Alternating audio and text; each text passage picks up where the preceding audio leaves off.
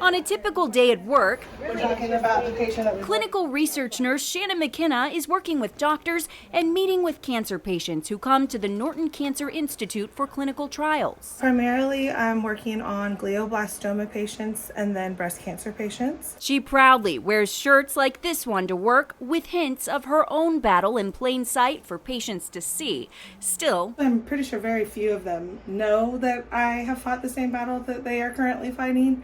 I don't hide it from any of them, but it's about them. It's not about me. McKenna has been fighting triple negative and HER2 positive breast cancer for 2.5 years. So if they have any treatment related questions, I feel like I can provide some pretty expert advice. The oncologist she works with on breast cancer trials, Dr. Layla Agrawal, says McKenna's strength is inspiring to everyone who does know what she's battling. The way that Shannon has faced all this and how she's shown such an inspirational story is just such a testament to, what people can come through. But McKenna's story is really only part of the story. At home, her walls are filled with photos of her love story with her husband, Chris Cowan. We met when we were 16 and 15, and then we're long distance for, like 5 years. He was my best friend. They had met at a summer camp. After years of living on different sides of the state throughout high school and college,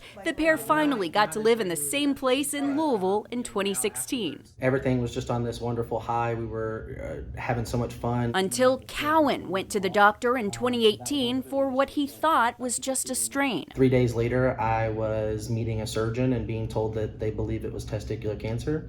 And then the very next morning, I'm having emergency surgery. It hit pretty hard. To be diagnosed at 23 years old and to be told the word cancer, like that 6-letter word, is always a very scary word. But the couple got through it together. McKenna took leave to care for her then boyfriend, and Cowan fought through chemo and several complications, eventually being declared cancer-free. They planned to get married after, but COVID repeatedly pushed back their wedding date.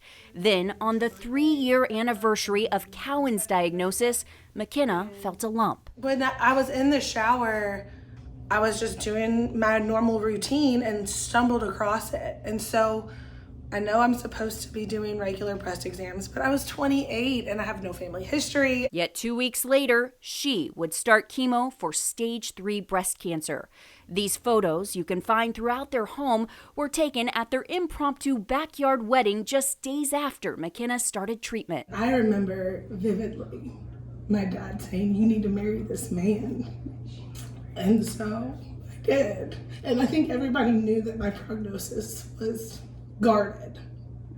And so they just knew that he makes me happy and he took care of me and I took care of him, and we already did the sickness and in health thing, so we might as well just make it official. One of the most important parts of that day for McKenna, she got to wear her mom's veil, which wouldn't have been possible even a day later. Her hair began falling out the very next morning. She'd go on to do 16 rounds of chemo, 30 rounds of radiation, and have a double mastectomy along with a year of targeted therapy and a year of oral chemo. There is a lot of faith that you have to have with a diagnosis like this, and I cannot help but think that we were brought together for this, and I was made to be a nurse for this. And as a nurse helping fellow breast cancer patients, she strives to be an example. I don't have a left breast. My right breast is an implant, but my left breast implant failed. My radiation damage was too severe that my skin could not hold it. And so I don't wear prosthetics at work. I think that it's really important to show people that it's okay to walk around like this and that people like me exist. Now, life looks very different for this couple than most in their early 30s, with a lot of nights spent at home taking it easy as McKenna continues her fight while working full-time. Certificates celebrating their cancer milestones hang on the fridge, and newer photos have made it on the wall, like this of McKenna walking in this year's Kentucky Oaks Survivors Parade, exactly 2 years after she was diagnosed. I think that making people aware that you are here and you are thriving, but your cancer is still a part of your life, it just brings more awareness and makes people know that, like, hey, we need more treatment options because there's a lot of life that we have left, and we deserve as much time as the next person. And hopefully with all the research that we're doing, we'll be able to get more Oaks Days and more anniversaries and more weddings and birthdays, and maybe one day we'll finally be able to take a honeymoon. And when that happens, they'll need to make more room on their walls for those photos. McKenna didn't expect to live to see 30, but she will turn 31 on Sunday. Now, in this video behind me, they recorded her getting to take her last dose of oral chemo just on Tuesday. She has a couple of appointments scheduled with surgeons soon, and as long as she gets the all clear from them, they will get to go on that honeymoon.